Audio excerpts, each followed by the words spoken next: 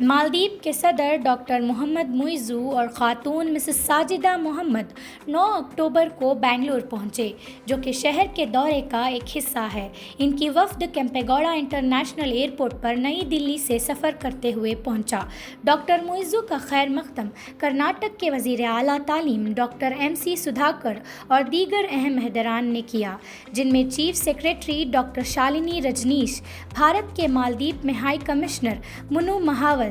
Department personnel and administration کے secretary Satyavati ji, Bangalore شہر کے پولیس کمشنر بی دیانندا اور بنگلور رورل ضلع کے نائب commissioner doctor N Shiv Shankar بھی شامل ہیں۔ دورے کے وقت کرناٹک کے وزیر اعلیٰ سدھارمیہ نے مالدیپ کے IIT صنعت کی ترقی میں مدد کی پیشکش کی۔ انہوں نے بنگلور کے رہنما IIT کمپنیوں کے ساتھ شراکت داری کے قیام کے بارے میں بھی جوش و خروش کا اظہار کیا اور خاص طور پر مالدیپ کے بڑھتی ہوئی سیاحتی مارکیٹ میں کرناٹک کے ہینڈی کرافٹ اور ہینڈلوم کے سامان اور کپڑوں کی تشہیر کے ذریعے تجارتی تعلقات کو مضبوط بنانے کی تجویز پیش کی ہے۔